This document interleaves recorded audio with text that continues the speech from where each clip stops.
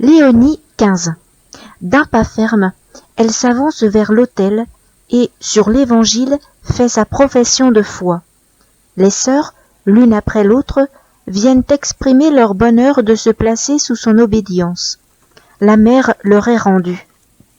Le père Brisson, qu'une discrète enquête avait renseigné sur le désir de la majorité des sœurs, voit avec une satisfaction non pareille cette heureuse mutation s'effectuer sereinement. Dans la congrégation, c'est une explosion de joie.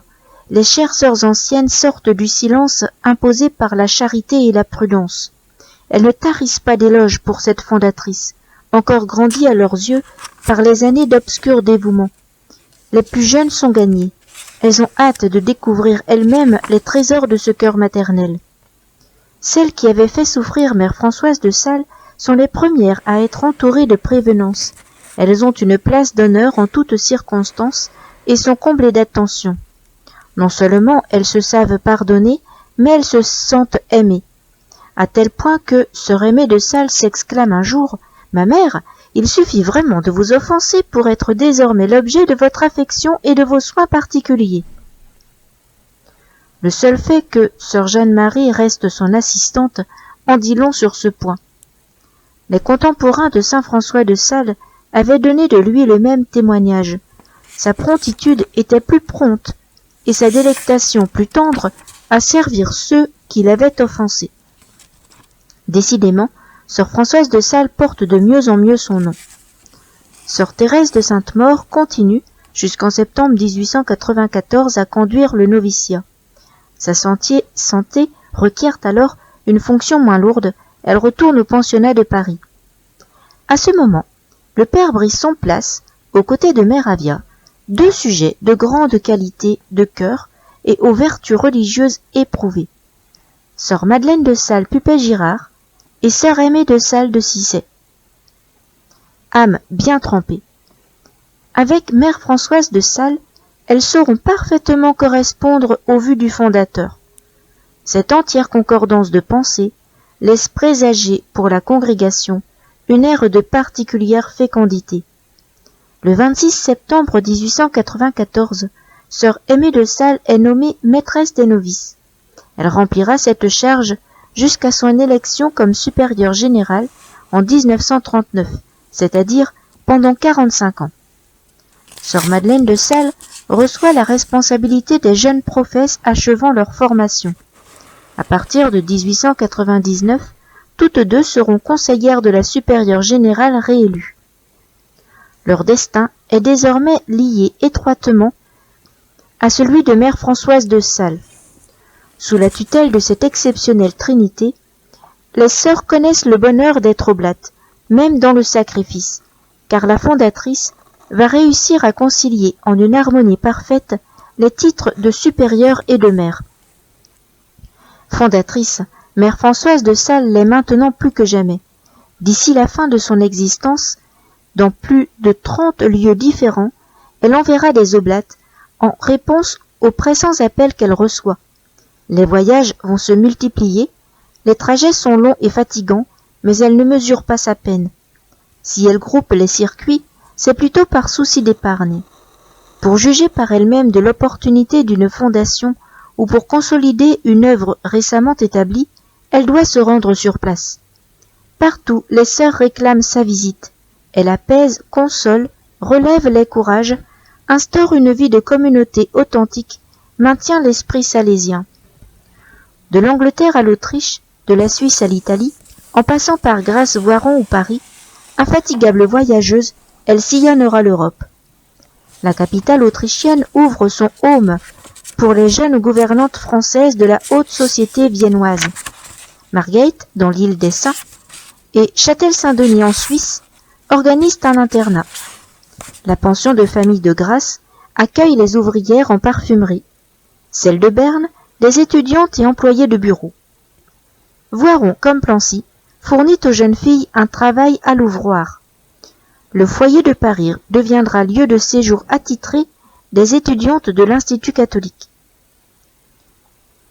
Le premier voyage en Italie s'impose lorsque les oblates installées à Pérouse, au cœur de l'Ombrie, doivent quitter la maison trop étroite où l'œuvre a commencé. À Rome, grâce inespérée, mère Françoise de Sales et sa compagne s'unissent à la messe de Léon XIII, puis sont reçus en audience.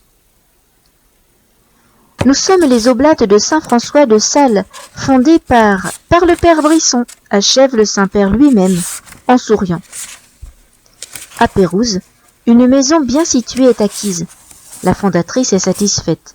Elle aura la joie d'obtenir à ses pérugines une visite du père Brisson. Il est une fondation particulièrement chère à mère Françoise de Sales, Soyères, où, 100 ans auparavant, naquit la mère Marie de Sales.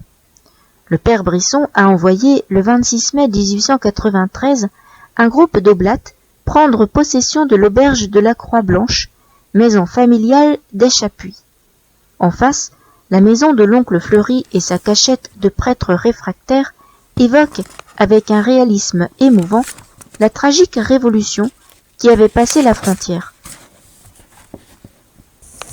Aussitôt arrivées, les sœurs inaugurent une école ménagère et proposent de recevoir à la belle saison les dames désireuses de bénéficier du climat jurassien.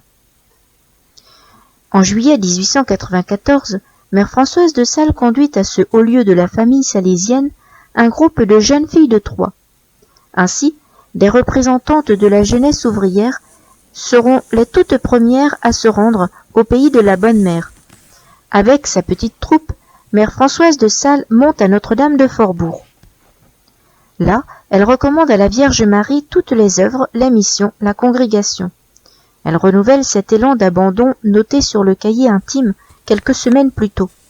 Me mettre entre les mains de Dieu et de notre Père comme un petit enfant qui ne sait rien, qui ne peut rien, mais qui veut, avec confiance, faire tout ce qu'on lui dira. Supérieure, oui, elle le sera pleinement, en le laissant gouverner. Pour que Dieu soit le maître dans toute la congrégation, ce même esprit d'humble service doit animer les responsables de chaque communauté. L'extension de l'Institut en a multiplié le nombre. Mère Françoise de Sales juge bon de réunir autour du père Brisson, pour la retraite annuelle, cette pléiade de religieuses choisies pour leur capacité et leur vertu. Elle-même leur enseigne qu'une parfaite générosité personnelle permet de surmonter les obstacles rencontrés dans l'exercice de leur charge. Une supérieure vient d'être aux prises avec de grandes difficultés. Elle s'en ouvre à la mère générale et se laisse aller à émettre sur le prochain un jugement défavorable. La fondatrice regarde la sœur avec une expression de profonde tristesse. « Comment ? Vous en êtes encore là ?» La responsable de la communauté doit être l'instrument de Dieu pour acheminer les sœurs à la sainteté. La souffrance est nécessaire, et lorsqu'une âme est capable de la supporter, il ne faut pas la priver des bénéfices de cette souffrance. Elle-même donne l'exemple. Je cherche à faire accepter aux sœurs ce qui les gêne, ce qui leur coûte dans leur emploi. Je ne voudrais pas leur enlever la part de sacrifice que Dieu envoie à chacune. Les jeunes sœurs confiées aux supérieurs devront trouver dans leur communauté la ferveur qu'elles ont goûtée au noviciat. Gardons la règle et elle nous gardera. Cette force d'âme qui retrempe tous les courages, mère Françoise de Sales prend soin de l'entretenir pour elle-même, par des moments de silence, des temps de désert, seul à seul avec Dieu.